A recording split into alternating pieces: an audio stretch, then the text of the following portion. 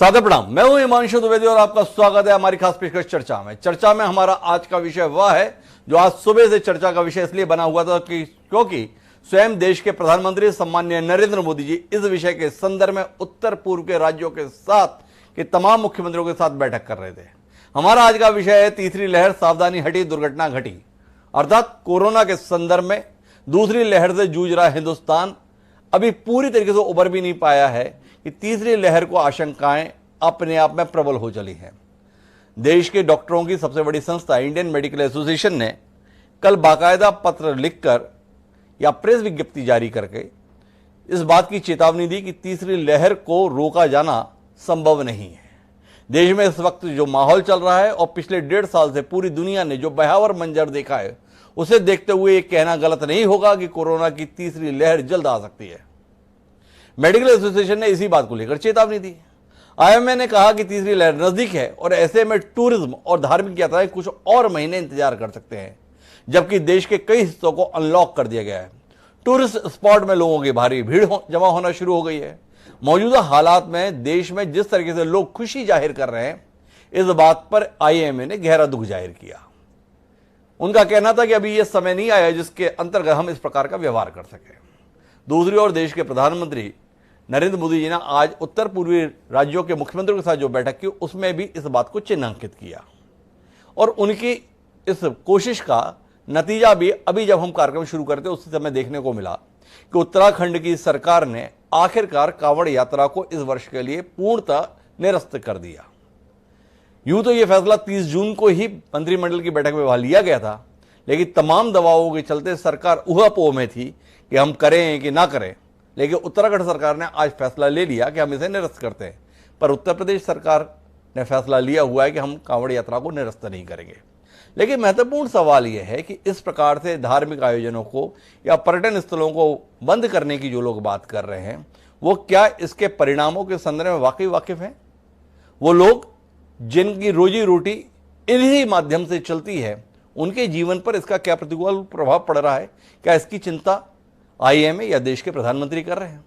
सरकार ने तो विकल्प का रास्ता खोज लिया, पेट्रोल पर बेतहाशा टैक्स लगाकर, लेकिन जनता के स्तर पर आय के वैकल्पिक साधन उतनी कुशलता के साथ अभी खोजे नहीं जा सके। इसलिए चुनौती केवल कोरोना के भयानक स्वरूप की ही नहीं बल्कि रोजों की रोजी रोटी को लेकर भी जुड़ी हुई है। आज हम इस मसले से जुड़े हुए तमाम पहलुओं पर बात करेंगे, समझने की कोशिश करेंगे कि यात्राओं पर रोक लगाना कोरोना की तीसरी लहर को रोकने का सबसे सशक्त माध्यम है या वैक्सीनेशन के कार्यक्रम को तेज गति देना कहीं ज्यादा बेहतर विकल्प है। समझने की कोशिश यह भी करेंगे कि अगर तीसरी लहर आती है तो क्या देश दूसरी लहर के अनुभवों से सबक लेते हुए तीसरी लहर का मुकाबला करने के लिए सही तरीके से तैयार हो पाया या हो रहा है। और भी कई मुद्दे हमारे साथ इस चर्चा के अंतर्गत जो सामने आएंगे उन पर भी बात करेंगे। 5 खास मेहमान इस चर्चा का हिस्सा बनने के लिए हमारे साथ बारी बारी से जुड़ेंगे। उनसे आपका परिचय कराएं और इस अहम विषय पर कुछ गंभीर बातचीत करने की ईमानदार कोशिश करें। उससे पहले लेकिन समय है आज के विचार सूत्र का। हमारा आज का विचार सूत्र हितोपदेश से लिया हुआ है। बेहद संक्षिप्त तो यह विचार सूत्र यह कहता है, प्रक्षालनाधि पंकस्य दूरादस स्पर्शनम वरम, अर्थात साफ पैर में कीचड़ लपेट कर धोने की अपेक्षा उसे न लगने देना ही अच्छा है। नारायण पंडित जी ने हजारों साल पहले ये जो विचार हमको दिया है वो कुल मिलाकर एक सावधान जीवन जीने के संदर्भ में आगाह किया है। क्या कोरोना की इस महामारी के दौर में हम वो सावधानी बरत पा रहे हैं? ये हमारे लिए विचार का विषय होना चाहिए और व्यवहार का भी। इसकी रोशनी में अपनी चर्चा को आगे बढ़ाते हैं। हमारे साथ चर्चा का हिस्सा बनने के लिए 3 खास मेहमान जुड़ चुके हैं। हमारे साथ देश के जाने माने चिकित्सा विशेषज्ञ डॉक्टर MC मिश्रा साहब मौजूद हैं, जो एम्स दिल्ली के डायरेक्टर रहे हुए हैं। हमारे साथ भारतीय जनता पार्टी के तेज तर्रार प्रवक्ता और साथ ही चिकित्सक डॉक्टर हितेश वाजपेयी भी जुड़ चुके हैं और जनता के प्रतिनिधि के तौर पर राजनीतिक विश्लेषक निशांत वर्मा जी हमारे साथ चर्चा के हिस्सा बनने के लिए मौजूद हैं। आप तीनों का स्वागत है। थोड़ी देर में हमारे साथ में 2 और खास मेहमान भी जुड़ेंगे। जब वो जुड़ेंगे तो उनका परिचय भी आपसे कराएंगे। लेकिन चर्चा की शुरुआत हम डॉक्टर MC मिश्रा साहब से करने की कोशिश करते हैं और मिश्रा साहब से समझने की कोशिश करते हैं कि कोरोना की तीसरी लहर को लेकर अपने अपने स्तर पर लोग आशंकाएं व्यक्त कर रहे हैं। आपके उत्तराधिकारी रहे डॉक्टर गुलेरिया साहब ने अलग अलग किस्म के बयान हम लोगों के बीच में साझा किए। कभी कहा कि रोक सकते हैं, कभी कहा रोक नहीं सकते हैं।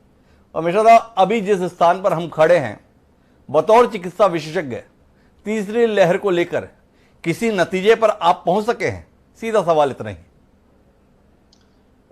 धन्यवाद डॉक्टर हिमांशु, ये चर्चा रखने के लिए। ये बहुत महत्वपूर्ण है जी कि तीसरी लहर आएगी ही, किस रूप में आएगी, कब आएगी, या इसको हम किसी प्रकार से इसकी गंभीरता को कम कर सकते हैं या रोक सकते हैं। जी आज जो प्रधानमंत्री ने कहा, और उनका काफी मैं समझता हूं एक ये गंभीरता से लोगों को लेना चाहिए कि हमको केवल तीसरी लहर की तैयारी ही नहीं बल्कि इसको रोकने का पूरा प्रयास करना चाहिए जी। और वो प्रयास बिना जनता जनार्दन के सहयोग के संभव नहीं है।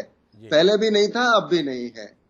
और जो हम लोगों ने देखा था फरवरी मार्च में जब 10,000 संक्रमित लोग रोज आ रहे थे, और उसके बाद क्या हुआ अप्रैल और मई में, ये सब सर्वविदित है। लेकिन लोगों की याददाश्त इतनी कम होगी, इसका जो अनुमान तो हम भी नहीं लगा पाए कि अभी तो लोगों के पूरी तौर से 30 से 40 हजार संक्रमण के रोगी प्रतिदिन अभी भी आ रहे हैं। और उसके बाद जिस तरह के फोटोग्राफ्स और वीडियोस हमारे हिल स्टेशन से, जो ऊंचे पर्यटक स्थल हैं जो पहाड़ों में हैं, वहां से इस तरह के चित्र आना, ये अपने में बहुत चिंता का विषय है और रहेगा। और इसका सीधा सीधा मैं जनता को ही इसमें दोष दूंगा कि इतनी जल्दी भूल के और फिर से उसको कोविड को निमंत्रण देने जैसी बात है ये, बिल्कुल खुल के कि आओ और हमको ग्रसो, और उसके बाद जो होगा फिर हम जो भी होगा वो देखा जाएगा। तो ये जो व्यवहार है लोगों का, ये उचित नहीं है। हम लोग उचित व्यवहार की शुरू से बात कर रहे हैं पिछले 15 महीनों से। ये बिल्कुल अनुचित व्यवहार है लोगों का, और उसमें कहीं ना कहीं इकोनॉमी अपना आगे ले रही है वरदहस्त। और क्योंकि इकोनॉमी को देखते हुए राज्य सरकारों ने भी जितनी बंदिश लगानी चाहिए थी वो नहीं लगाई। और अगर आप देखें जितना भी ओपनिंग अप हुई है, चाहे रेस्टोरेंट्स में हुई हो, चाहे मार्केट एरियाज में हुई हो, भीड़ बराबर पहले की तरह हो गई है जैसी हो गई थी मार्च में। आपने व्यवहार को लेकर टिप्पणी दे दी है। अब मैं जो दूसरी चर्चा आपसे करना चाहता हूं वो थोड़ी जानकारी के लिहाज से करना चाहता हूं, और आपसे समझना ये चाहता हूं कि वैक्सीन को लेकर बहुत ज्यादा जोर दुनिया का है, देश का भी है। वैक्सीन की प्रभावशीलता को लेकर आपसे सवाल है। वैक्सीन जनवरी में हमारे देश में लगी थी, उस वैक्सीन का प्रभाव कब तक रहेगा, इसको लेकर उत्सुकता है, जिज्ञासा है, कौतूहल है। क्या चिकित्सा विशेषज्ञ इस संदर्भ में किसी नतीजे पर पहुंच पाए हैं? हम पहले वैक्सीनेशन के अंतर्गत लक्ष्य से बहुत दूर हैं, पर जिनको लगा है उनकी अवधि भी गुजरती जा रही है। थोड़ा इस पहलू पर बतौर चिकित्सक आपका कोई नजरिया जो हमारे साथ साझा होने लायक हो? देखिए, हम लोगों का मेरा कोई अपना पर्सनल निजी इसमें मत नहीं हो सकता, क्योंकि मैंने कोई इस पर अनुसंधान नहीं किया है जी। और लेकिन जो भी समाचार आ रहे हैं जी। हमारे यहाँ जो कोवैक्सीन है उसके लिए बूस्टर डोज की इजाजत दे दी गई है जी। और अप्रैल से उसका ट्रायल चल रहा है बूस्टर डोज का। जो फेज 2 ट्रायल में वॉलंटियर्स सम्मिलित हुए थे पिछले वर्ष अक्टूबर में, उनको बूस्टर डोज लग रही है ये देखने के लिए कि क्या इसकी आवश्यकता है कि नहीं है। और मुझे लगता है ये पता लग जाएगा, क्योंकि अभी संक्रमण चल रहा है। फाइजर ने यूएस एफडीए से अनुमति मांगी है कि हमको बूस्टर डोज लगाने की अनुमति दी जाए। अगर 16 दिसंबर आप माने उनकी तारीख थी जब शुरू हुआ था टीकाकरण, तो 6 महीने उनको भी हो गए हैं। तो सब फाइजर को ले लें या कोवैक्सीन को ले लें, अनुमान ये लग रहा है कि संभवतः जो प्रोटेक्शन है, बचाव है, वो 6 महीने लास्ट तो अवश्य कर रहा है। उसके बाद करेगा नहीं करेगा ये पता नहीं है। जिन्होंने बनाई है वैक्सीन उनको भी नहीं पता है ये, इसलिए ये बात चर्चा हो रही है कि क्या बूस्टर डोज 6 महीने पे लगाई जाए। तो जिसके लिए अनुमति मांगी है, फाइजर ने भी मांगी है, कोवैक्सीन ने ट्रायल शुरू कर दिया है उसका। तो इसका जो हमारा परिणाम है वो हमको मेरे ख्याल से मिल जाएगा सितंबर अक्टूबर तक। तो लेकिन ये पूरी संभावना है कि अगर 6 महीने पे नहीं तो 1 साल पे तो बूस्टर लगाना ही पड़ेगा। इसमें कोई संदेह नहीं है, मुझे तो कोई संदेह नहीं है। जिस प्रकार से ये वैक्सीन बनी है, जिस प्रकार का ये वायरस है, और अगर उसकी तुलना हम फ्लू के वायरस से करते हैं, इन्फ्लुएंजा के वायरस और वैक्सीन से करते हैं, तो वो वैक्सीन प्रतिवर्ष लगवानी पड़ती है। अगर जो लोग उसमें विश्वास करते हैं वो प्रतिवर्ष लगवाते हैं अमेरिका में। भारत में तो मैंने भी आज तक फ्लू वैक्सीन ली नहीं है, और भारत में इसका चलन भी नहीं है अभी। लेकिन कोविड की वैक्सीन अवश्य लगवानी पड़ेगी, क्योंकि जिस तरह का ये वायरस है, जिस तरह का संक्रमण करता है, उससे जितना भी बचाव हम कर सकते हैं वो करना चाहिए। तो कुल मिलाकर अगर मिश्रा साहब की बात पर जाएं तो आने वाले समय के खतरे को और चुनौती को जनता और सरकार के संदर्भ में आप आसानी से समझ सकते हैं। 135 करोड़ की आबादी का देश हर साल अगर वैक्सीन का बूस्टर डोज का मोहताज रहेगा तो हम इस लक्ष्य को कब प्राप्त करेंगे? वर्तमान उत्पादन क्षमता और आर्थिक स्थिति के आधार पर यह गंभीरता से विचार का विषय होना चाहिए। हमारे साथ छत्तीसगढ़ के स्वास्थ्य मंत्री टी.एस. सिंहदेव साहब भी जुड़ गए हैं। सिंहदेव साहब, आपका स्वागत है। इस चर्चा को मैं आगे बढ़ा रहा हूं और आपसे बातचीत करूं उससे पहले जनता के पक्ष को साझा करना चाहता हूं, और इसलिए निशांत वर्मा जी के पास जाना चाहता हूं। निशांत वर्मा जी जो लगातार इस मुद्दे पर बेहद मुखर हैं, बहुत बड़े आलोचक के तौर पर भी और मुद्दों को प्रभावी तरीके से सार्वजनिक रूप से व्यक्त भी कर रहे हैं, उनसे समझने की कोशिश करते हैं सरकार के प्रयासों को, जनता के स्तर पर ठहराई जा रही ना समझी या गैर जिम्मेदाराना व्यवहार को। निशांत जी, थोड़ा आप रोशनी देंगे, क्या वाकई हम इतने गैर जिम्मेदार हैं? क्या हम वाकई इतने लापरवाह हैं? क्या हम इतने ही बेपरवाह हैं? क्या हम वाकई इतने नासमझ हैं कि हर सरकार का जिम्मेदार व्यक्ति सारी विफलताओं के लिए केवल और केवल आम जनता पर ही ठीकरा फोड़ दे रहा है? क्या वाकई हमने इतनी गैर जिम्मेदारी के व्यवहार के साथ इस कोरोना के दौरान आचरण किया हुआ है, या बतौर जनता के प्रवक्ता के तौर पर आपका कोई और नजरिया भी है? द्विवेदी साहब, सबसे पहली बात तो ये है कि मैं डॉक्टर मिश्रा की बातें सुन के थोड़ा सहम गया जी, लेकिन मैं शुरुआती कमेंट में 3 मुख्य बातें रखूंगा, क्योंकि 2 बातों के जवाब उन्होंने दिए थे और एक सवाल आपने बहुत बड़ा किया कि पब्लिक जो है क्या वो कैसी है। जी साहब, ये बताना मेरा फर्ज है कि इस दुनिया में जितने भी देश हैं, भारत एक ऐसा देश है जिसमें सबसे बड़ी पुलिस दल है। भले ही राज्यों का मामला होता है, लेकिन सारे पुलिस वालों को मिला ले तो मेरे ख्याल से कई देशों की जनसंख्या उतनी नहीं होगी जितने हमारे यहाँ पुलिस कर्मी हैं। उसका कारण सिर्फ ये है कि हमारी पब्लिक कैसी है, ये इस बात से साबित होता है, क्योंकि कानून मैं जब नहीं मानता तो मुझसे मनवाया जाता है, इसलिए पुलिस कर्मियों की जरूरत होती है। शायद ये उस बात का जवाब है जो आपने बड़े जोर शोर से पूछा कि क्या हमारी पब्लिक समझ नहीं रही है। हमारी पब्लिक ऐसी ही है, आज की नहीं, हमेशा से। लेकिन इसमें एक बात है कि हमारे देश में हमेशा राजाओं का राज रहा, और उसके बाद हमारा देश जब आजाद हुआ उसके बाद एक डेमोक्रेटिक कंट्री रहा। डॉक्टर मिश्रा ने जिस तरीके से पब्लिक के लिए ये कहा कि पब्लिक ऐसी है इसलिए पब्लिक को कंट्रोल करना चाहिए, चाणक्य ने यह कहा था, कौटिल्य ने, जो राजा प्रजा का पालन करने के लिए धन की समुचित व्यवस्था रखता है और राज्य संचालन के लिए यथोचित राजकोष एकत्र रखता है, वो एक अच्छा राजा होता है। ये बात मैंने क्यों कही? हमारे देश में आधी जनसंख्या ऐसी है जो नहीं कमा पाती है, और अगर कमाती भी है तो क्या कमाती है ये हम सबके सामने है। बची आधी जनसंख्या में कुछ अमीर हैं, लेकिन ज्यादातर लोअर मिडिल क्लास और कुछ अपर मिडिल क्लास है। जिस तरीके से 1.25 साल हो चुका है कोरोना महामारी के चलते इस देश की अर्थव्यवस्था चरमरा चुकी है, खत्म हो चुकी है, कई मायनों में, और कई मायनों में सरक रही है। इसका जिम्मेदार कौन? मैं, आप, भारतीय जनता पार्टी, कांग्रेस या भारत की सरकार? क्योंकि सरकार का काम है इस देश को चलाना।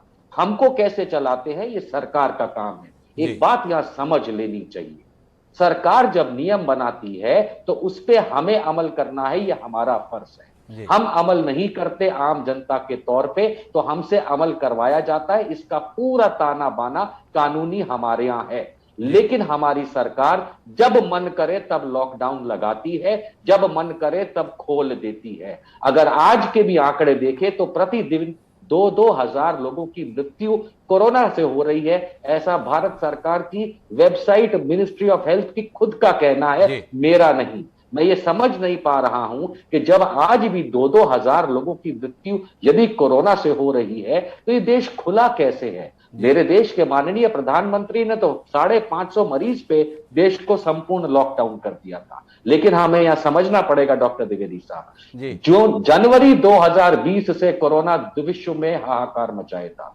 हमारे देश में 25 मार्च कोरोना प्रकट होता है ऐसा मान लिया जाता है। हकीकत यह है कि जनवरी 2020 से यहां पे हालत बुरे थे, लेकिन यहां पे एक पॉलिटिकल हादसा हो चुका है, इसको राजनीतिक बना दिया गया, हर पार्टी ने बना दिया है। अगर हम माने तो मार्च 2020 से एनडीएमए का कानून लगा है, यानी कि राष्ट्रीय आपदा प्रबंधन का जो एक्ट है वो लागू है, जिसके चेयरमैन माननीय प्रधानमंत्री है।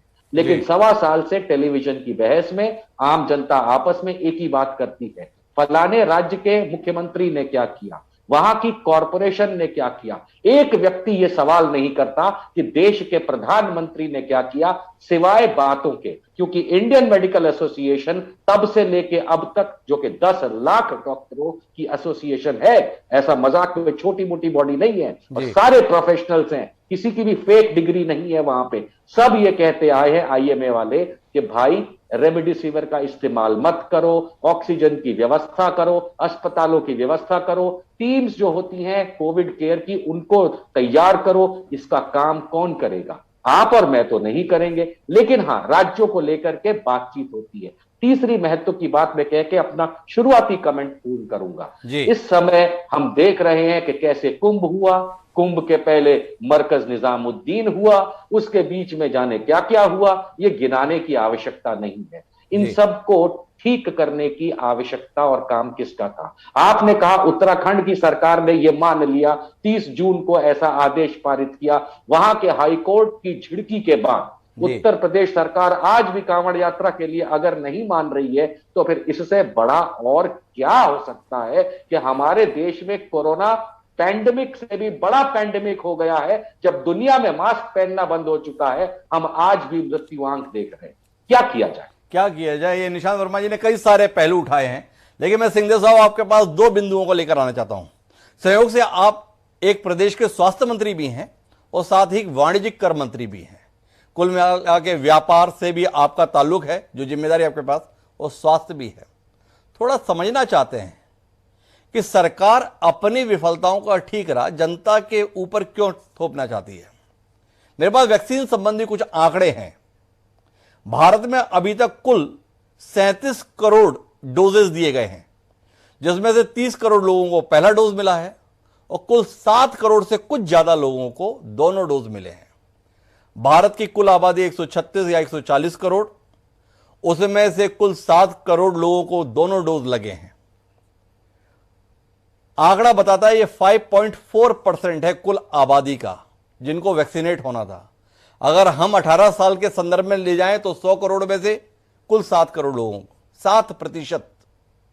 और एमसी मिश्रा साहब अभी हमें यह बता रहे थे कि साल भर के भीतर बूस्टर डोज की भी जरूरत पड़ेगी। कोरोना से लड़ाई के लिए हमारा घर में बंद रहना सबसे बड़ा हथियार है या हमें वैक्सीन लगना सबसे बड़ा हथियार है? वो हथियार जिसमें आधे से ज्यादा टीकाकरण केंद्र देश में बंद दिखाई देते हैं क्योंकि वैक्सीन नहीं है। आपसे जानना चाहता हूं, इसे हम अपनी विफलता माने या सरकार की विफलता? एक सवाल।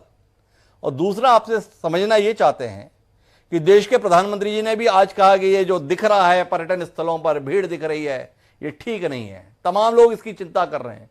कांवड़ यात्रा भी निरस्त कर दी है। लोगों की रोजी रोटी इस प्रकार के उपक्रम के माध्यम से चलती है। आपने उत्तराखंड में 4 धाम की यात्रा बंद करा दी है, लेकिन उस सत्य को तो कौन नकारेगा कि ऐसे हजारों परिवार हैं जो केवल इस 4 धाम की यात्रा में जो 4 महीने कमाते हैं, उससे बाकी 8 महीने अपना परिवार का पेट पालते हैं। सरकार ने तो अपनी आय बढ़ाने के लिए पेट्रोल डीजल पे बेतहाशा टैक्स बढ़ाकर वसूली का इंतजाम कर लिया। इन लोगों के लिए क्या इंतजाम सरकार कर रही है? 2 सवाल प्रारंभिक दौर में आपसे, और फिर जो कुछ भी चर्चा में आएगा तो उस पर भी बात करेंगे। थोड़ा नजरिया मिले सिंहदेव साहब आपसे। जी हिमांशु जी, आपको प्रणाम, और सभी साथी पैनलिस्ट को, दर्शकों को, सबको मेरा प्रणाम। आपने जो सवाल किया जवाबदारी के संबंध में, जी। तो सच्चाई ये है कि किसी एक की अकेली जवाबदारी नहीं हो सकती।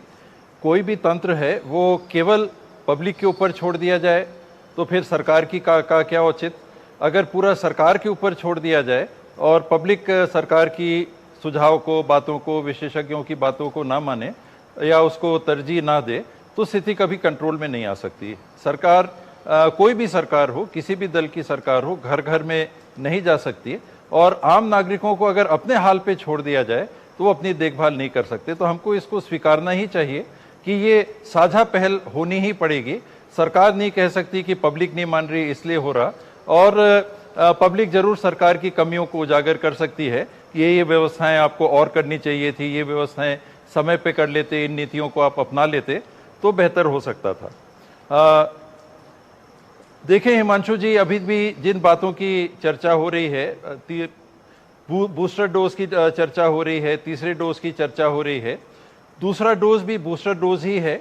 और शुरू से ही यही चर्चा हम लोग करते आ रहे हैं जब से पेंडेमिक चालू हुआ है कि हमको सही मायने में विशेषज्ञों को भी नहीं मालूम कि जो दवाइयां या जिन वैक्सीन का हम इस्तेमाल कर रहे हैं वो किस हद तक और किस समय तक कारगर होंगी।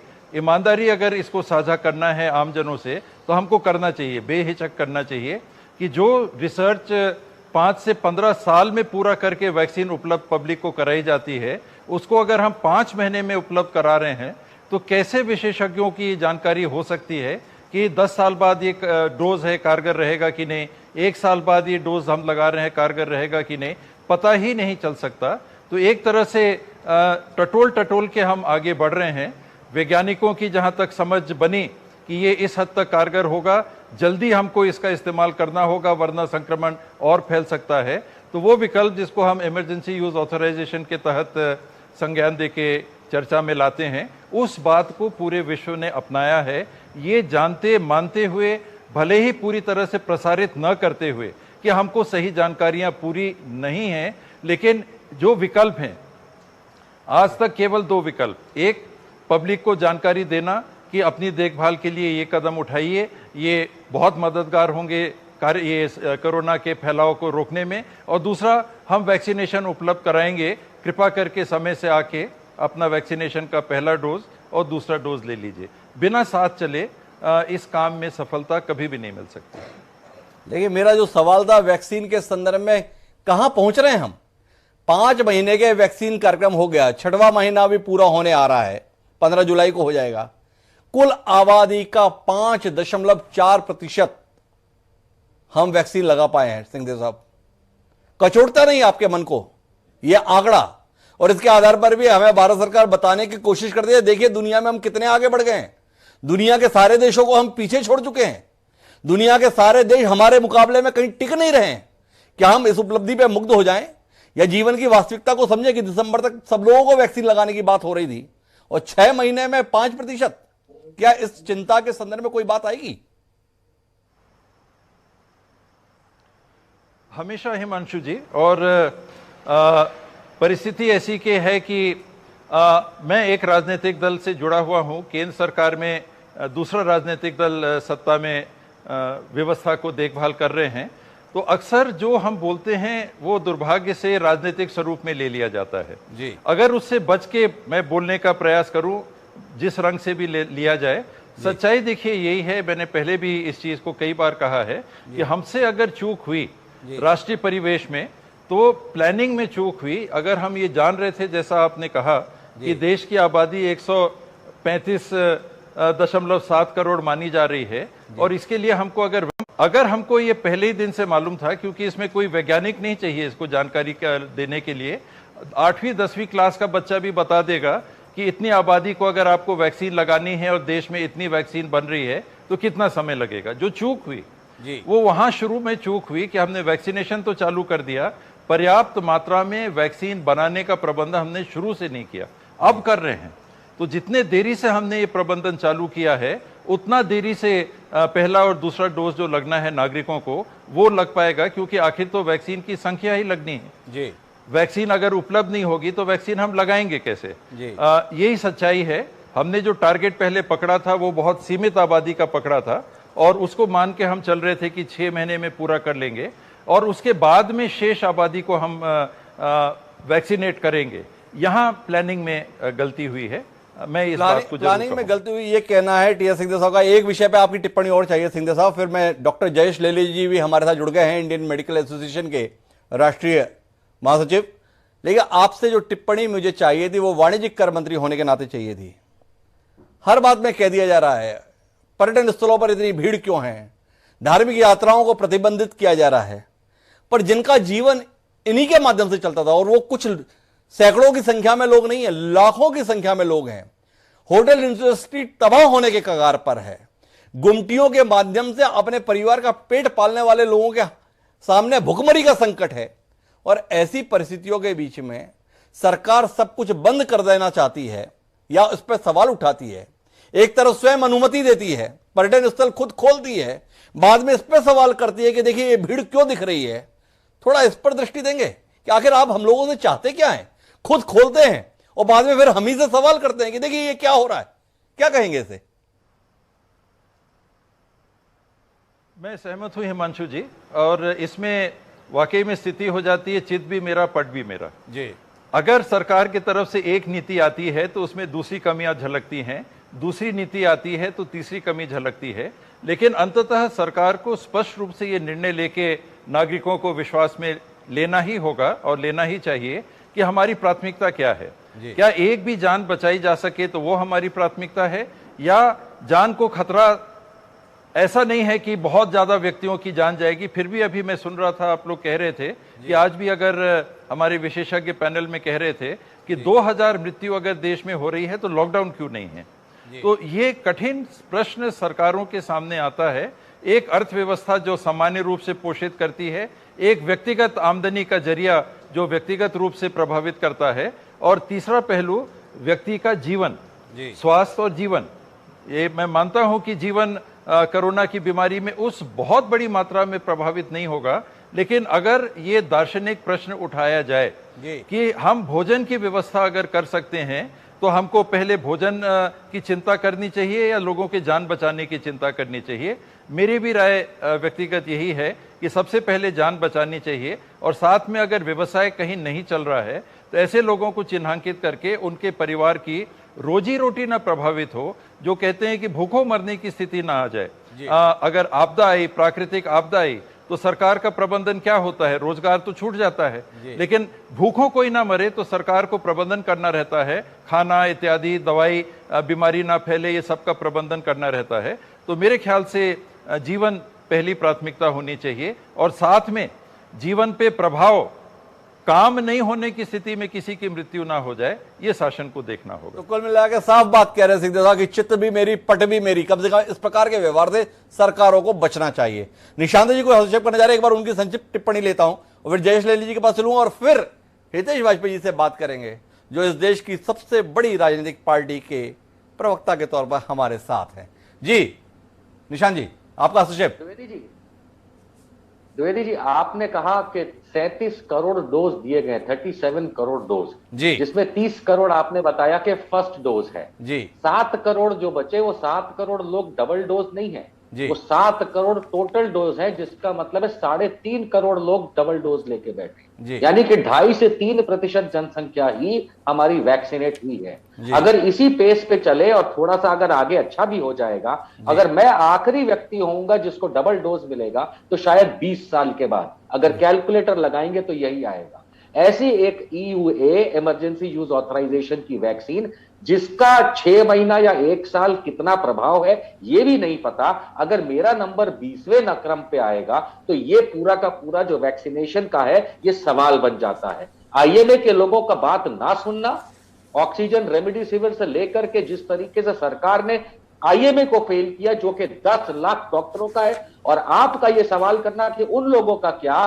कि जिस तरीके से ये भूखे हो जाते हैं अगर कांवड़ यात्रा नहीं हुई, होटल की इंडस्ट्री बंद हुई, तो हमारे अगर नेता, सांसद, MLA और कॉर्पोरेटर अगर अपने आधे महीने की तनख्वाह भी हर महीने की अगर भारत सरकार को दें कि गरीबों के घर में खाना पहुंचाओ, आम जनता को पैसा पहुंचाओ, और ये फालतू की जितनी सिक्योरिटी ले रखी है ये भी बंद कर दे। ये भी बंद करो, निशांत जी का कहना है। निशांत जी के सवाल है, एमसी मिश्रा साहब भी कोई हस्तक्षेप कर जा रहे हैं, एक बार उनकी बात भी सुन लेता हूं और उसके बाद मैं लेले साहब आपके पास में आता हूं। जी मिश्रा साहब। आपके दर्शकों के लिए केवल एक करेक्शन कर रहा हूं, निशांत जी ने जो वैक्सीनेशन के बारे में बताया, तो आंकड़ा जो आज शाम तक का है वो ये है 23% लोगों को एक डोज मिली है और 5.6% लोगों को 2 डोज मिल चुकी हैं। 38,14,67,646 वैक्सीन की डोजेज अभी तक भारत में लगाई गई है। मैं इत्तेफाक रखता हूं आपके आंकड़े से मिश्रा साहब। मैंने जो आंकड़े साझा किए थे वो 11 जुलाई तक के संदर्भ में थे और जो आज का आंकड़ा आप लेटेस्ट साझा कर रहे हैं उसके अंतर्गत कुल मिला के 5.6%। लेकिन कुल आबादी का अगर 5.6% वैक्सीनेटेड हुआ 6 महीने में, क्या इस उपलब्धि पे हम लोगों को मुग्ध हो जाना चाहिए? सवाल है। लेकिन आईएमए से हमारे साथ डॉक्टर जयेश लेले जी हैं। लेले साहब, आपसे एक बात समझना चाहता हूं, आपकी संस्था इतनी बड़ी, पर भारत सरकार के स्तर पर उसे गंभीरता से क्यों नहीं लिया जाता? आपके तमाम पत्र इसी बात को लेकर हैं कि आपको हमने कहा था, आपने सुना नहीं। और अभी तो बड़ा अचंभित हूं, 2 पत्र आपके हैं, एक आपकी उत्तराखंड इकाई का है और एक आपकी प्रेस विज्ञप्ति है। उत्तराखंड इकाई ने नवनियुक्त मुख्यमंत्री को पत्र लिखा था कांवड़ यात्रा निरस्त करने के संदर्भ में। आपकी उत्तराखंड इकाई की इतना इकबाल रहा कि उसने पत्र लिखा और आज उस इकाई की बात मानते हुए, ऐसा मैं मान लेता हूं, वो यात्रा निरस्त कर दी है। पर भारत की सबसे बड़ी डॉक्टरों की संस्था के लिखे हुए पत्र के कोई जवाब भी नहीं मिलते, ये आपने बताया। वो अब तो हद ये हो गई कि आपने उन्हें पत्र लिखना भी बंद कर दिया, क्योंकि मेरे पास आपकी प्रेस रिलीज है। ये देश की सरकार को संबोधित नहीं है, सीधे प्रेस स्टेटमेंट। आपसे जानना चाहता हूं कि सरकार से कोई उम्मीद टूट गई क्या आपकी, जो आपने सरकार को पत्र लिखने के स्थान पर सीधे प्रेस को अपना मत साझा करने का फैसला किया? थोड़ा इस पर दृष्टि दें। नहीं, ऐसा मैं नहीं मानता हूं। जो आप जो बोल रहे हैं कि डायरेक्ट प्रेस रिलीज किया, उसको वैसे नहीं है। हमें सरकार से काफी लोगों का, सरकार ने हमारा काफी, जो हमने पहले जो सजेशंस दिए थे, थोड़े बहुत सजेशंस उन्होंने डेफिनेटली अंतर्भूत किए हैं उनके कार्यक्रम के अंदर। और हम जैसे आपको वैक्सीनेशन कम बता रहे हैं, हमने आगे भी जाके उनको गवर्नमेंट को बोला है, मोदी जी माननीय मुख्य चीफ प्राइम मिनिस्टर को बोला है कि हम रूरल एरियाज में वैक्सीनेशन करने के लिए तैयार है, हमें वैक्सीनेशन उपलब्ध कर दी जाए। तो ये जो हमारे जो काफी पत्र जो है वो हेल्थ मिनिस्टर के पास जाते हैं, नॉट नेसेसरली हर एक पत्र का जवाब देता है। लेकिन मैं एक बात से आपको कहना चाहता हूं कि मोदी जी आईएमए के 1 जुलाई के डॉक्टर्स डे के प्रोग्राम में आए और ये कभी डायरेक्ट पीएमए ऑफिस में लेटर जाता है और कभी प्रेस रिलीज होता है। तो ऐसा बाकी ऐसा कुछ हमारा उद्देश्य नहीं है। अच्छा, मेरे एक सवाल पे आपसे नजरिए चाहिए। आपने अपने प्रेस रिलीज में ये कहा है कि देश के कई हिस्सों में जनता और सरकार दोनों लापरवाह है। थोड़ा इसका विस्तार देंगे? किस आधार पर आपने ये कहा है कि देश में जनता और सरकार कई हिस्सों में लापरवाह है? थोड़ा उसमें दृष्टि मिले। प्रक्रिया में, जो लॉकडाउन की प्रक्रिया में जितना सरकार ने थोड़ा सा कंट्रोल रखना चाहिए, बसेस और ट्रेन के ऊपर, जो कॉमन व्हीकल्स है उसके ऊपर कंट्रोल रखना चाहिए, उसके ऊपर थोड़ा सा नहीं है। एट द सेम टाइम, जैसे मैं बंबई से आता हूं, तो बीचेस के ऊपर या कोई मॉल्स के अंदर या कोई होटल्स के अंदर जो कंट्रोल रखना चाहिए वो थोड़ा सा कंट्रोल कम है। और जनता की तरफ से आप देख रहे हैं, पिक्चर आपके पास भी है, सभी जगह पे पिकनिक मनाई जा रही है जहां कोई मास्क भी नहीं यूज कर रहा है। तो ये जो आगे जाके तकलीफ हो सकता है, जो हमने सेकंड वेव में देखा, वो हमें थर्ड वेव में आया, कभी आएगा। जैसे आज स्टैटिस्टिकल और एपिडेमियोलॉजिकल जो डॉक्टर जो है उसमें साइंटिफिक कार्यरत है, वो बता रहे हैं कि नॉर्मली 4 से 5 महीने के अंदर वो आ सकता है। तो उसके बारे में हमने ध्यान देके ये जो पत्र लिखा है कि भाई थोड़ा सा अभी ये दूसरी एक इम्पोर्टेंट चीज है कि अभी यहाँ से लेके, जैसे जून से लेके दिवाली तक काफी फेस्टिवल्स आते हैं, तो फेस्टिवल्स में डेफिनेटली ध्यान रखना चाहिए। इसके लिए हमने ये पत्र लिखा है। इसलिए हमने ये पत्र लिखा है। जयेश लेली जी का कहना है कि कुल मिलाकर एक बात महत्वपूर्ण है इस चर्चा में, सरकार के स्तर पर जितनी भी अपेक्षा हो, पर जनता के स्तर पर भी जो व्यवहार हो रहा है उसे न केवल सरकार के स्तर पर बल्कि डॉक्टरों के स्तर पर भी खारिज किया जा रहा है। ये बात बड़ी महत्वपूर्ण है। हम केवल इसे सरकार की अपनी असफलता छुपाने की कोशिश के तौर पर नहीं देख सकते, जनता के व्यवहार को भी एक कारण के तौर पर हमें देखना चाहिए। लेकिन डॉक्टर हितेश वाजपेयी जी मेरे साथ में है। भारतीय जनता पार्टी देश की नहीं दुनिया की सबसे बड़ी पार्टी, कोरोना के खिलाफ लड़ाई में पूरी दुनिया को दिशा देने वाली सरकार का नेतृत्व करने वाली पार्टी। उन हितेश वाजपेयी जी से समझना चाहते हैं, हितेश जी, तीसरी लहर से बचाव के लिए सबसे बड़ा हथियार वैक्सीनेशन, और वैक्सीनेशन के नाम पर कुल मिलाकर 5.6% डॉक्टर MC मिश्रा साहब के द्वारा साझा किया गया भारत सरकार के पोर्टल से उठाकर आंकड़ा, इस नाकामी के संदर्भ में, इस असफलता के संदर्भ में कुछ कहेंगे हितेश जी? इसको क्या नाकामी मानते हैं, पहले तो आप बता दीजिए असफलता, तो फिर मैं उस पर टिप्पणी करता हूँ। देश के लोग कोरोना के खिलाफ सबसे बड़े हथियार के संदर्भ में अगर बात करें तो इस देश की 94.4% आबादी उस हथियार से महरूम है। बड़े बड़े संख्या में लोग वैक्सीनेशन सेंटर पर जाते हैं और खाली हाथ मायूस होकर वापस लौटते हैं। आपको मेरी बात पर विश्वास हो तो TS सिंहदेव साहब से आप पुष्टि कर सकते हैं, जो इस चुनौती का सामना छत्तीसगढ़ में बैठकर कर रहे हैं। और अगर आप इसके बावजूद भी इसे असफलता नहीं मानते हैं तो यह आपका बड़प्पन, आपकी दृष्टि हो सकती है हितेश जी। पर बाकी 4 पैनलिस्ट इसके संदर्भ में क्या राय रखते हैं, आप चाहेंगे तो बारी बारी से उनसे भी पूछ लूंगा। लेकिन कुल मिलाकर 6 महीने में कुल जमा देश की आबादी का 5.6% हिस्सा वैक्सीनेटेड हुआ, क्या अपने आप में विचार करने योग्य नहीं है? ये संख्या कितनी हो जाती है वो भी मिश्रा जी ने बताई है जी। संख्या आपको कितनी लगती है? इतने वैक्सीन डोजेज जो आए हैं ये असफलता का प्रतीक है जी, क्या आपको ऐसा लगता है? जी, आपका जो तर्क है आप तर्क दीजिए। मेरे अनुसार जो है वो तो मैंने आपसे साझा किया ही नहीं था जी। प्रति प्रश्न करने से आपके आंकड़े बेहतर नहीं हो जाएंगे। इस देश की आबादी के संदर्भ में कुल मिलाकर इस देश के 94% लोग संक्रमित होने के लिए इसलिए विवश हैं क्योंकि उन्हें वैक्सीन नहीं लगी। इसको लेकर कोई विचार नहीं है। सिंहदेव साहब कह रहे हैं कि हमारी प्लानिंग में गलती रही, हमारी योजना में गलती रही, हमारी दूरदृष्टि में गलती रही, हम समझ ही नहीं पाए कि हमें आगे जाना कहां है, और इसका नतीजा इस असफलता के रूप में देख रहे हैं। क्या कहेंगे हितेश जी? सिंहदेव साहब की दृष्टि ठीक नहीं है, सिंहदेव साहब जी का सोच ठीक नहीं है, सिंहदेव साहब की समझ ठीक नहीं है। डाइवर्ट क्यों कर रहे हैं भाई? सवाल आपने किया है तो तथ्य आपको दे दे, नहीं तो जो सवाल करेगा तथ्य मैं उससे पूछ लूंगा। मैं तो साधारण छोटा सा विद्यार्थी हूँ, आपकी पूरी पैनल में सबसे छोटा आदमी हूँ सर जी। तो छोटा सा मेरे मन में आया है कि यदि आप 40 करोड़ डोजेस को असफलता कह रहे हैं तो मैं जानना चाहता हूं कि 40 करोड़ डोजेस की उपलब्धता ये असफलता है क्या? तो मेरे पास चाइना का आंकड़ा है डॉक्टर हितेश वाजपेयी जी आपसे साझा करने के लिए। कुल वहां पर 138 करोड़ डोजेस वहां के निवासियों को दिए जा चुके हैं। यह भी एक आंकड़ा है आपकी जानकारी के लिए। और वहां पर कुल आबादी के अंतर्गत 22 करोड़ 30 लाख लोगों को दोनों डोज दिए जा चुके हैं। आप कहेंगे कुछ? सर मैं बोल रहा हूँ ना, मेरी बात सर थोड़ा सा आपसे ऐसा 40 मिनट से सुन रहा हूँ, थोड़ा मुझे सुन लेंगे धैर्य के साथ सर, बड़ी कृपा होगी जी। मुझे आप बताइए दुनिया में ऐसा आप मैन्युफैक्चरिंग यूनिट बताइए जिसने जो समय वैक्सीन के लिए खोज में लगाया, वैक्सीन के लिए फर्स्ट जो ट्रायल के लिए उपलब्ध हुआ है, उससे हमको कोई ज्यादा समय लग गया हो तो चलिए आप बता दीजिए, मैं असफलता मान लूंगा जी। एक वैक्सीन के बैच को आने में आपको जानकारी है कितना समय लगता है जी। एक बैच आने में जी। मैन्युफैक्चरिंग होने में, टेस्टिंग होने में, रिलीज होने में, एंड यूजर तक डालने में जी। जैसे एक बच्चा पैदा होने में 9 महीने लगते हैं ना सर, तो ऐसे कोई समय तो लगता होगा एक बैच आने में 1 करोड़ 2 करोड़ 5 करोड़ की। जी।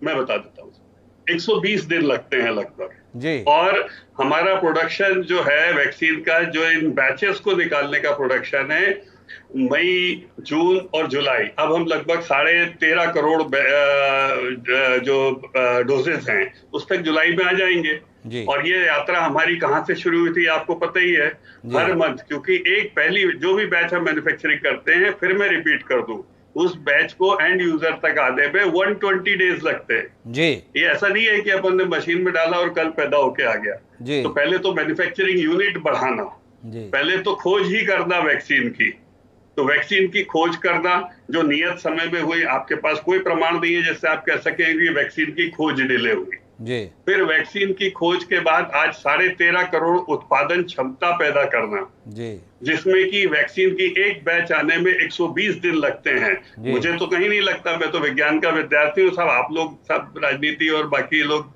अखबार वाले बड़े लोग हैं सर, मैंने तो विज्ञान में ऐसा कभी नहीं देखा कि इसमें कहीं मुझे कोई असफलता दिख रही हो, क्योंकि मैं वैज्ञानिक असफलता को मानने के लिए भी तो कोई तथ्य सामने होना चाहिए जिसको लेकर मानूं। मैं तथ्य आपको देता हूं डॉक्टर हितेश वाजपेयी जी, जितनी स्पष्टता से आप बात जानना चाहते हैं कि ये वायरस कोई पहले से आया नहीं था।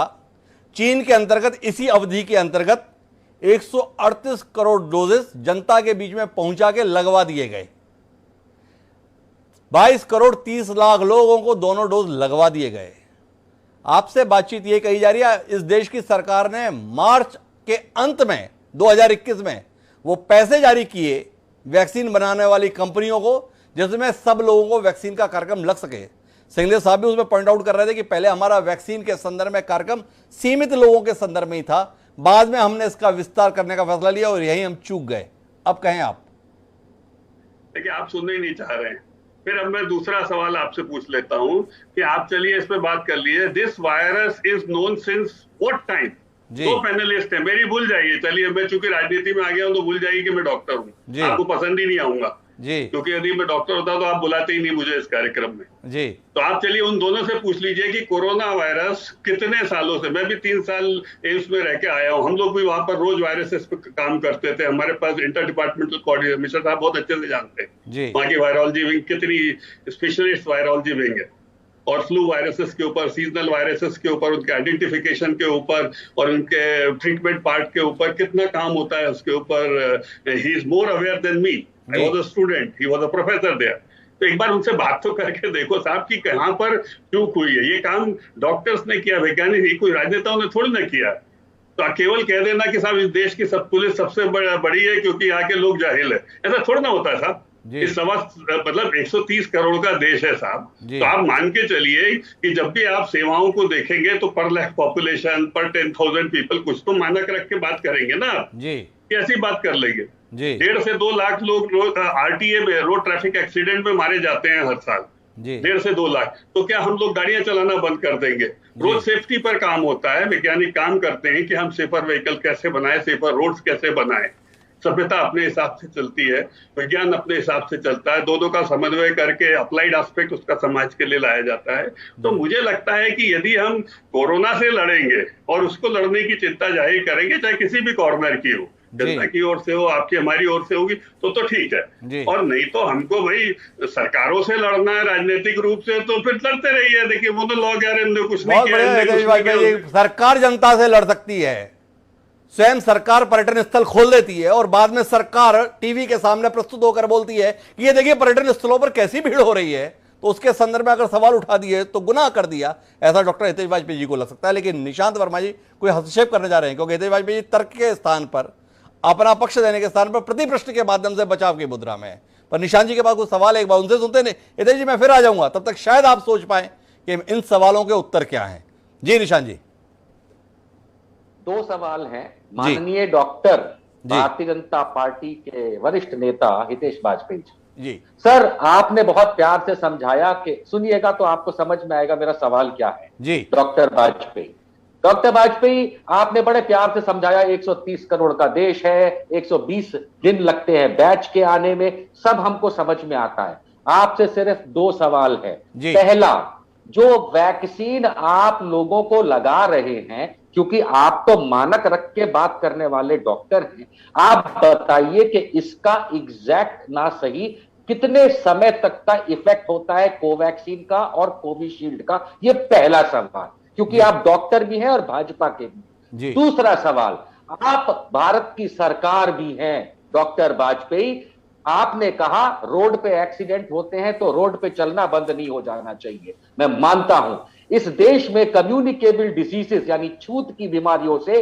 कितने लाख लोग हर साल मरते हैं। आप लॉकडाउन नहीं लगाते थे तो कोविड-19 पे क्यों लगाते थे, ये आप बताइए। क्योंकि कोरोना बोल करके आपने देश को मिसगाइड किया सर इस डिबेट में। कोरोना तो कई सालों से है, 1984 में आरटीपीसीआर का पीसीआर बना, 2017 में आरटीपीसीआर बना। लेकिन ये बताइए कि कोविड-19 कोरोना वायरस डिजीज 2019 ये बाकी कोरोना वायरस की फैमिली से अलग है। आप सबको मिक्स करके मोदी जी जैसा भाषण ना दे, आप देश को ये 2 सवाल का जवाब दें। जी देव जी, आप माफी चाहूंगा, जब आप बोल रहे थे तो निशान जी का सवाल हम साझा कर रहे थे, आप अपनी बात कहें हितेश जी। देखिए हिमांशु जी, जैसे आप इनको उठा लीजिए, निशांत वर्मा जी को ही, ये राजनीतिक विश्लेषक है क्या? नहीं है। He is a person supporting Congress, political activist है, सब जानते हैं भाई। राजनीतिक विश्लेषण लिख लेने से थोड़ा ना कुछ हो जाता है।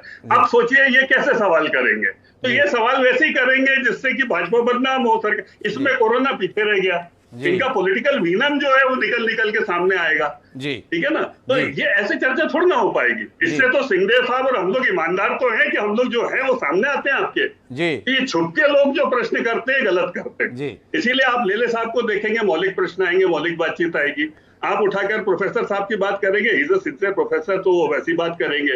आप सिंहदेव साहब को लाएंगे, उन्होंने अपनी बात बहुत अच्छे से रखी, मैं करता हूँ। लेकिन ये जो द्विअर्थी संवाद वाले बीच में आप पकड़ लेते हैं, इससे आपकी चर्चा ध्वस्त हो जाती है। और मेरी चर्चा को तो जाने दीजिए हितेश जी, अभी तो आपसे जो सवाल थे आपने उनमें से किसी का जवाब आज नहीं दिया। माफी के साथ आपसे कहना चाहूंगा, कुल मिलाकर इस देश के लोगों को वैक्सीन लगनी थी, उस वैक्सीन के संदर्भ में, सही योजना के संदर्भ में सवाल है। अभी भी आपसे सवाल है, क्या आप दावे के साथ ये कहने की स्थिति में है कि इस साल के अंत तक इस देश के सभी टारगेटेड लोग, अर्थात जो 100 करोड़ लोगों को वैक्सीन लगनी है, लग जाएगी? आपसे सवाल। देखिए, मई 2.5 करोड़, जून में 7.5, जुलाई में 13.5, ऐसा करते हुए हम अक्टूबर एंड तक और नवंबर एंड तक हम लोग 75 करोड़ को टारगेट कर रहे हैं और उस दिशा में मैन्युफैक्चरिंग चल रही है। ये सब लोग जानते हैं। तो हमको मालूम है 15 अगस्त तक की बात, 120 दिन मैंने बताया ना एक बैच में लगते हैं, तो हमको कम से कम इसको 120 दिन देना पड़ेंगे जो लक्ष्य लेके हम चल रहे हैं। तो हितेश जी जो दावा कर रहे हैं, मैं सिंहदेव साहब, आप तो लगातार इस समस्या से जूझ रहे हैं। लोग आपसे सवाल करते हैं, लोग आप पे प्रश्न करते हैं, सरकार भी आपसे प्रति प्रश्न कर लेती है। आपसे समझना चाहता हूं, कुल मिलाकर इस देश के सभी लोग वैक्सीन के माध्यम से सुरक्षित हो पाएं, कितनी अवधि का इंतजार व्यवहारिक तौर पर आपके अनुसार? मुझे लगता है कि साल भर कम से कम लगेगा। और अगर तब तक ये स्थिति बनी कि पहले 2 डोज की कारगरता कम हो रही है, तो ये कंटिन्यूइंग प्रोसेस रहेगा। ये तो केवल 2 डोज की अगर बात करें तो पहले केंद्र सरकार के प्रतिनिधियों ने कहा था कि दिसंबर के आखिरी तक हम पूरा करने का लक्ष्य रख रहे हैं। 1 करोड़ वैक्सीन प्रतिदिन बनाने का हम लक्ष्य रख रहे हैं, यानी 30 करोड़ वैक्सीन प्रति माह बनाने का लक्ष्य रख रहे हैं। उस लक्ष्य से हम अभी दूर हैं। अभी हमारे साथी प्रवक्ता जी ने कहा, भाजपा के प्रवक्ता जी ने कहा कि नवंबर तक हम 75 करोड़ डोज की बात सोच रहे हैं कि 75 करोड़ डोज वैक्सीन के हमारे तैयार हो जाएंगे। तो वैसी अगर स्थिति बनती है तो 3 महीने के अंदर 2 डोज पूरे हो सकते हैं। जब तक कि वैक्सीन के बनने की संख्या नहीं बढ़ेगी, तब तक ये जो आज के हिसाब से टारगेट है, ये साल भर से पहले नहीं हो पाएगा पूरा।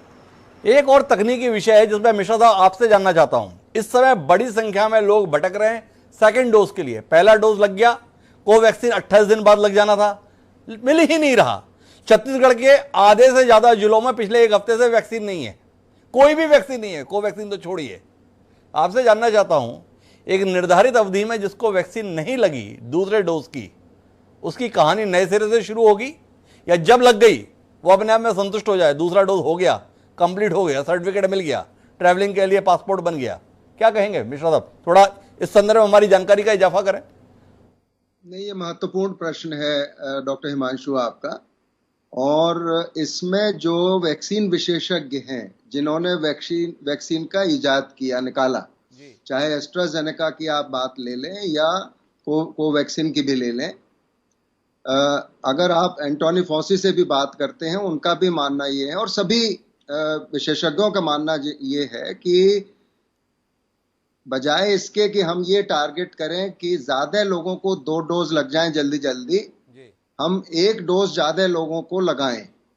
और जो अवधि बढ़ी है 2 डोजों बीच में कोविशील्ड की, वो उसी दिशा में कदम है। क्योंकि ये सबको पता, आपको भी पता है, मुझे भी पता है कि अभी पर्याप्त डोजेज नहीं है, देश में भी नहीं है, दुनिया में भी नहीं है, ये सबको पता है ये बात। और हम we cannot put horse before the cart, वो भी नहीं हो सकता है। मैं समझता हूं कि भारत ने जो 38 करोड़ और कुछ लाख वैक्सीन लगाई है अब तक, ये अपने में एक उपलब्धि मानता हूं मैं इसको कहीं से भी असफलता नहीं मानता हूं, ये मेरा अपना निजी मत है।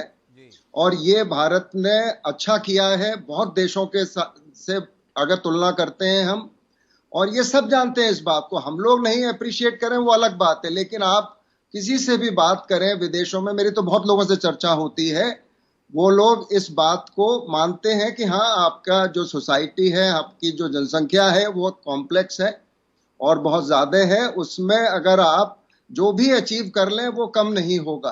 तो मेरा मानना ये है कि 13.5 करोड़, और जैसा मेरा अनुमान था, आपसे मैंने शायद पहले प्रोग्राम में भी कहा था कि मेरा अनुमान है कि जून के अंत तक हम करीब 27-28 करोड़ पे पहुंच जाएंगे, या उससे अधिक पहुंच जाएंगे, 33 करोड़ पे पहुंच जाएंगे, और लगभग हम वहीं थे जून के अंत तक।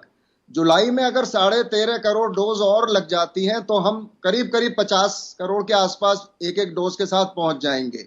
अगस्त में और ज्यादा अगर डोज हमें मिल जाती है, जिसकी संभावना है, जाइडस की वैक्सीन आ रही है, स्पुतनिक की वैक्सीन भी आ गई है, मॉडर्ना को भी परमिशन मिल गई है, कोवैक्सीन और कोविशील्ड की क्षमता भी बढ़ रही है।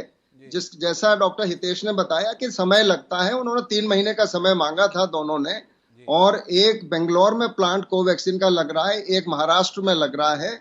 और जो हमारा टारगेट था भारत सरकार का कि दिसंबर तक हम करीब जो टारगेटेड पॉपुलेशन है उसको हम एक एक डोज उपलब्ध करा देंगे, और एक एक डोज उपलब्ध होने से भी आपको 50% प्रोटेक्शन मिलता है। ये बात जिन लोगों ने वैक्सीन बनाई है वो लोग इस बात को मान रहे हैं कि आप एक डोज भी अगर ज्यादातर, और ये हुआ है, यूके में भी ऐसे ही हुआ है, यूएसए में भी ऐसे ही हुआ है, और बाकी देशों में भी ऐसे ही हुआ है। जो छोटे छोटे देश हैं जिनकी 70 लाख किसी की आबादी है, किसी की 40 लाख है, उन लोगों ने दे दिया होगा, ठीक है, उनकी संख्या कम है। हमारे यहाँ हमको हम अपना जितना हमारी चादर है उससे ज्यादा पैर तो नहीं पसार सकते, उतने में ही हमको संतोष करना पड़ेगा। उसको अगर आप देखते हैं कि भाई ग्लास में आधा पानी है, आप कहेंगे आधा खाली है। मेरा सवाल है कुछ आपसे मौलिक तौर पर, जिन्हें हितेश वाजपेयी जी ने तो खारिज कर दिया कि आप क्या फालतू की बात करते हैं, लेकिन मेरे फिर भी सवाल है उनके नजरिए से इत्तिफाक न रखते हुए। अगर एक डोज से 50% सुरक्षा मिल जाती है तो क्यों नहीं भारत सरकार ने कार्यक्रम बनाया कि हम पहले चरण के अंतर्गत सभी लोगों को वैक्सीन का एक एक डोज लग जाए, वो कार्यक्रम देंगे? क्यों 2 डोज के हिसाब से कार्यक्रम बनाया? क्यों पहले 28 दिन रखे, फिर 42 दिन रखे, फिर 4 महीने का समय बढ़ाने वाला कार्यक्रम करने का तय किया? सवाल है आपसे एक। दूसरा, मेरा वो सवाल भी अनुत्तरित रह गया कि कोवैक्सीन 28 दिन के बाद दूसरा डोज लगना चाहिए, लोगों को 45 दिन हो रहे हैं, दूसरा डोज उपलब्ध नहीं हो पा रहा है। क्या उन्हें वैक्सीन के संदर्भ में नए सिरे से दोनों डोज लेने होंगे या दूसरा डोज लेके औपचारिकता पूरी करनी है? बतौर चिकित्सा विशेषज्ञ क्या इस संदर्भ में किसी निष्कर्ष पर डॉक्टर MC मिश्रा, जो इस देश के प्रामाणिक चिकित्सक हैं, जिनका कहा हुआ मायने रखता है, कुछ कहने की स्थिति में है? पहले मैं इसी का उत्तर दे देता हूं। अगर 42 दिन पर भी लगती है, 45 दिन पर भी लगती है, कोई फिर से नहीं लगाने की आवश्यकता है। दूसरी डोज आप 6 हफ्ते पे लगा सकते। और कोविशील्ड के संदर्भ में हम लोग पहले भी चर्चा आपके प्रोग्राम में कर चुके हैं कि उसमें जो स्पेसिंग बढ़ाई गई है उसके पीछे वैज्ञानिक सोच भी है, वैज्ञानिक प्रमाण भी है, इस वजह से वो बढ़ाएगी। दूसरा, डोजेस की उपलब्धता कम थी तो उसका एडवांटेज लिया जा रहा है। अगर डोजेस पर्याप्त उपलब्ध हो जाएंगी तो उसका भी 8 हफ्ते की 10 हफ्ते का गैप कर दिया जाएगा। तो इसमें यही बात सभी ने मानी है, इस बात को माना भी है, और इस पर बहुत लंबी चर्चाएं आपने भी देखी। सिंघे साहब, आपसे बीच में हस्तक्षेप लेना चाहता हूं, हालांकि निशान जी हस्तक्षेप करना चाह रहे हैं, और आपका हस्तक्षेप ये लेना चाहता हूं कि क्या चिकित्सा विज्ञान का क्षेत्र भी राजनेताओं के लिए अपने मनोरंजन का माध्यम हो गया है कि हमारे पास डोज नहीं है तो ये बयान दे दो कि इसकी एफिकेसी बढ़ गई है अंतर बढ़ाने से, इसलिए इसको बढ़ा दिया गया है, डोज हो जाएंगे तो हम अंतर घटा देंगे। जनता से सच कहने में इतना भय क्यों है सरकारों को, चाहे वो कोई भी सरकार क्यों ना हो? सवाल है आपसे। हमने अंतर इसलिए बढ़ा दिया, डोज नहीं थे, कह नहीं सकते थे। यह कहना कि इससे इसकी प्रभाव क्षमता बढ़ गई इसलिए हमने बढ़ा दिया, और जब डोज आ जाएंगे हम घटा देंगे। क्या कहेंगे सिंघे साहब? ऐसे बयान नहीं आने चाहिए, और मैं आपसे 100% सहमत हूं कि कोई भी सरकार हो उसको पारदर्शी होना चाहिए। और मैं स्मरण करूंगा कि कोरोना काल के प्रारंभिक दिनों में मैंने कोरिया के राजदूत से भी जब चर्चा की थी और उनकी स्ट्रैटेजी के बारे में जानना चाहा था कि साउथ कोरिया में आपकी स्ट्रैटेजी क्या है, तो अन्य बिंदुओं में सबसे पहली बात उन्होंने ये कही थी कि हमारे सफलता के पीछे एक बहुत बड़ा कारण है कि हम अपने नागरिकों से कुछ चीज छुपाते नहीं, हम पूरी तरह से पारदर्शी होना चाहते हैं। और ये मेरी हमेशा से व्यक्तिगत सोच भी रही है और आज भी यही है, कल भी मेरी सोच यही रहेगी कि लोगों को, आम लोगों को, जो आपको चुनते हैं, जो आपको जगह देते हैं, जिनके प्रति आप जवाबदेह हैं, उनको गुमराह कभी नहीं करना चाहिए। तो सही बात है वो रखते हैं कि पारदर्शी बात होनी चाहिए। निशान जी को सब्जेक्ट पड़ जाए, पर निशान जी मैं आपको बताऊंगा उससे पहले जयेश लेले साहब के पास में मैं एक और सवाल को लेकर जाना चाहता हूं। लेले साहब, हमने वैक्सीन को लेकर बात कर ली, लोगों के व्यवहार को लेकर बात कर ली, लेकिन एक महत्वपूर्ण मुद्दा जो चर्चा से छूट रहा है उस पर आपका नजरिया चाहिए। दूसरी लहर में हम लोग इंतजाम को लेकर काफी ज्यादा परेशान रहे, सवाल उठाए गए, पहली लहर के रहते हुए दूसरी लहर की तैयारी क्यों नहीं की। पर इस समय स्वयं देश के प्रधानमंत्री मोर्चे पर हैं, वो स्वयं तैयारियों का जायजा ले रहे हैं, ऑक्सीजन प्लांट्स आदि की समीक्षा कर रहे हैं।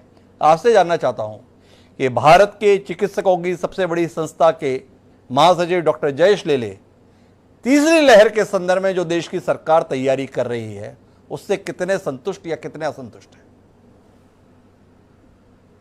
आज जो एक्सपीरियंस फर्स्ट और सेकंड वेव के बीच में हमें मिला, स्पेशली सेकंड वेव में, जैसे हमारे ऑक्सीजन शॉर्टेज हो गया, बेड का शॉर्टेज हो गया, आइसोलेशन का शॉर्टेज हो गया, आईसीसीयू और वेंटिलेटर का शॉर्टेज हो गया, तो हर स्टेज के ऊपर जितने एक समझो मार्च और अप्रैल एक महीने के अंदर इतनी संख्या अचानक जो बढ़ गई, वो भी एक कारण हो सकता है कि जो हमारे सर्विसेज शॉर्टेज हो गई, पेशेंट्स का टोटल पेशेंट, हॉस्पिटलाइज पेशेंट बहुत बढ़ गए। तो इसके बारे में डेफिनेटली आज के तारीख में गवर्नमेंट, सभी गवर्नमेंट, मतलब मैं स्टेट गवर्नमेंट और सेंट्रल गवर्नमेंट की बात कर रहा हूँ कि सभी जगह पे आज उसकी तैयारी जो है वो अच्छी तरह से चल रही है। और स्पेशली ऑक्सीजन प्लांट में बहुत तकलीफ हो गया था, इंडस्ट्रियल सिलेंडर्स यूज करने पड़ रहे थे और नए प्लांट नहीं थे, ऑक्सीजन कॉन्सेंट्रेटर नहीं थे, तो वो दोनों की तैयारी आ गई है। इस समय तैयारी जो चल रही है उससे काफी संतुष्ट हैं डॉक्टर जयेश लेले। इस समय सारी सरकारें तैयारी कर रही हैं। मैं सिंघदेव साहब एक और हस्तक्षेप लूंगा, फिर आखिरी टिप्पणी मैं निशांत वर्मा जी की लूंगा। आपसे जानना यह चाहता हूं कि इस समय 23,000 करोड़ रुपए का विषय बजट घोषित किया गया है नए देश के स्वास्थ्य मंत्री के द्वारा। एक राज्य के मंत्री होने के नाते आपसे जानने में दिलचस्पी है कि क्या ये आंकड़े जो इतने बड़े प्रस्तुत किए जा रहे हैं वाकई राज्यों को कुछ मिल रहा है? क्या ऐसी व्यवस्था हो रही है जो राज्यों की जरूरतें हैं वो पूरी हो पाए? जी सिंह साहब, 23,000 करोड़ का राज्य को क्या हिस्सा मिलेगा अभी हम लोग को कोई जानकारी नहीं है जी। ये कोविड के संक्रमण के लिए उपयोग में आएगी, ये हो सकता है कि ऑक्सीजन जनरेटिंग प्लांट्स या और कोई इंफ्रास्ट्रक्चर के काम में आए, लेकिन अभी हमसे ये साझा नहीं किया गया है कि 23,000 करोड़ की राशि का कितना नगद हिस्सा हमको मिलेगा, या सामान के रूप में मिलेगा, वेंटिलेटर के रूप में मिलेगा, आईसीयू बिस्तरों के निर्माण के रूप में मिलेगा, या ऑक्सीजन जनरेटिंग प्लांट के रूप में मिलेगा, लिक्विड ऑक्सीजन टैंक स्थापित करने के रूप में मिलेगा। अभी कोई जानकारी साझा नहीं की गई। तो कुल मिलाकर 23,000 करोड़ का जो पैकेज है उसके संदर्भ में राज्य अभी अनभिज्ञ हैं कि इसके माध्यम से उन्हें करना क्या है या उन्हें क्या मिलने जा रहा है। आखिरी टिप्पणी के लिए निशान जी आपकी टिप्पणी, इसी के साथ हम कार्यक्रम को समाप्त करेंगे। सबसे पहले तो मैं डॉक्टर जयेश लेले जी, आपके माध्यम से इस देश के सभी डॉक्टर्स का जो आईएमए के हैं और उसके सिवाय उनका धन्यवाद करना चाहूंगा कि सरकारों ने मदद की हो या ना की हो, लेकिन आप लोगों ने जिस तरीके से देश की मदद करी है और करते आए हैं और करेंगे, मैं पर्सनली उसका धन्यवाद पूरे देश की तरफ से डॉक्टर लेले, आईएमए और आपके डॉक्टर्स का करता हूं। दूसरी बात यह है कि कौन सा कितना पैसा डॉक्टर द्विवेदी किस सरकार को मिलता है ये तो चलिए हमें नहीं पता चलता, लेकिन एक बात जरूरी है, जैसा कि डॉक्टर वाजपेयी ने, भाजपा के इतने बड़े नेता यहाँ बैठ करके हमको तो बना दिया इस पैनल से बाहर, लेकिन माननीय डॉक्टर मिश्रा जी, आपकी मैं बहुत इज्जत करता हूं सर। प्रोग्राम की शुरुआत में आपने कहा इस वैक्सीन की एफिकेसी कितने दिन तक चलती है, होती है, ये आप क्या किसी को बनाने वाले को नहीं पता, लेकिन प्रोग्राम के अंत में आते आते आपने कहा कि एक डोज लग जाए तो 50% उससे आपको सेफ्टी हो जाती है, उसके बाद डिले हो जाए। ये तो वो बातें हैं जो हम राजनीतिक विश्लेषक करते हैं, जो टेढ़ी बेढ़ी हो सकती है, विज्ञान के संदर्भ में एक बहुत सीधी बात है, माफ कीजिएगा मेरे इन शब्दों के लिए, मेरा विज्ञान इतना कमजोर नहीं हो सकता जो अपने चीजों को हर 10 दिन 15 दिन के बाद एक नया आयाम दे दे। ये वैक्सीन है या नहीं, इसकी एफिकेसी 1 साल की है, 6 महीने की है, ये किसी को पता नहीं। पहला लग गया, दूसरा कब लगेगा ये पता नहीं। मैं अगर अंतिम व्यक्ति होऊंगा इस देश में डबल डोज वाला तो कब लगेगी ये पता नहीं। लेकिन ज्यादा जरूरी ये है कि हमारे नेताओं को, सरकारी अधिकारियों को अपनी अगर आधी तनख्वाह भी छोड़ दें तो इस देश के लोगों को घर पे रह के खाने को मिलेगा, ना कि ये पर्यटन स्थल खोले जाए और ना ये मंदिर खोले जाए। निशान जी ने कहा है, लेकिन चूंकि उन्होंने मिश्रा साहब के संदर्भ में एक सवाल किया है, इसलिए मेरा नैतिक दायित्व बनता है, मिश्रा साहब बहुत सम्मानित चिकित्सक हैं इस देश के, कि उनकी बात को हम सुने। जी मिश्रा साहब। नहीं, मैं निशांत जी की जो बात की बात है उससे सहमत हूं, लेकिन जो वैक्सीन के संदर्भ में उन्होंने कहा है, तो देखिए, ना आप वैज्ञानिक हैं ना मैं वैज्ञानिक हूं जो वैक्सीन का। ये वैक्सीन के वैज्ञानिकों ने जो कहा है मैंने आपसे वही साझा किया है कि अगर 1 डोज भी मिल जाती है ज्यादा लोगों को, वो ज्यादा बेहतर है इंस्टेड कि आप कम पॉपुलेशन को 2 डोज। इस दलील पर ही तो सवाल है। अगर एक वैक्सीन से लोगों का बचाव संभव था तो इस देश की बाकी आबादी को भुगतने के लिए क्यों छोड़ा जा रहा है? क्यों लोगों को 2 डोज देने थे? अगर एक व्यक्ति की जान बचाने के संदर्भ में हम इतनी कोशिश कर रहे हैं तो सबको 2 डोज देने के स्थान पर पहले सब लोगों को पहला डोज लग जाए। यह प्लानिंग क्यों नहीं की? यह सवाल है, जिस सवाल का उत्तर शायद आने वाले वक्त में मिले। लेकिन एक बात तय है, तीसरी लहर के संदर्भ में अंदेशा बरकरार है। सरकार के स्तर पर वैक्सीन के हथियार की आप प्रतीक्षा कर रहे हैं तो उसके लिए अभी लंबा इंतजार है। इसलिए कुल मिलाकर बचाव हमारा और आपका व्यवहार है। इसलिए व्यवहार के संदर्भ में सचेत रहें, आकर्षण में ना पड़ें। जिन चीज़ों के संदर्भ में जाने माने चिकित्सक परामर्श दे रहे हैं, अगर उसे गंभीरता से सुन लेंगे और व्यवहार में ला लेंगे तो अपने को भी बचा लेंगे और शायद अपने परिवार को भी बचा लेंगे। ऐसी कामना के साथ आप सभी मेहमानों का बहुत बहुत धन्यवाद एक संजीदा विषय पर चर्चा का हिस्सा बनने के लिए। समय है अब आज के शेर का। हमारा आज का शेर कोरोना के कारण उपजी परिस्थिति को ही, उस आशंका को ही समर्पित, जो ये कहता है कि हर एक कदम पर है यहां जान का खतरा, कि हर एक कदम पर है यहां जान का खतरा। अब सोच समझ कर जरा बाजार से निकले। शायना कुरैशी ने जो ये शेर लिखा था, ये वर्तमान हालात के संदर्भ में सचेत करते हुए है। अगर बाहर निकलना ही है तो उन तमाम एहतियात का पालन करें जो समय समय पर विशेषज्ञ या सरकार के माध्यम से आपको साझा किया जा रहा है। अगर आप ऐसा करेंगे तो अपना और अपने परिवार दोनों का भला करेंगे, और दोनों का भला करेंगे तो देश का भला अपने आप हो जाएगा। तो अब इसी के साथ मुझे दीजिए याद, कल फिर मिलते हैं नए विषय के साथ। सादर प्रणाम।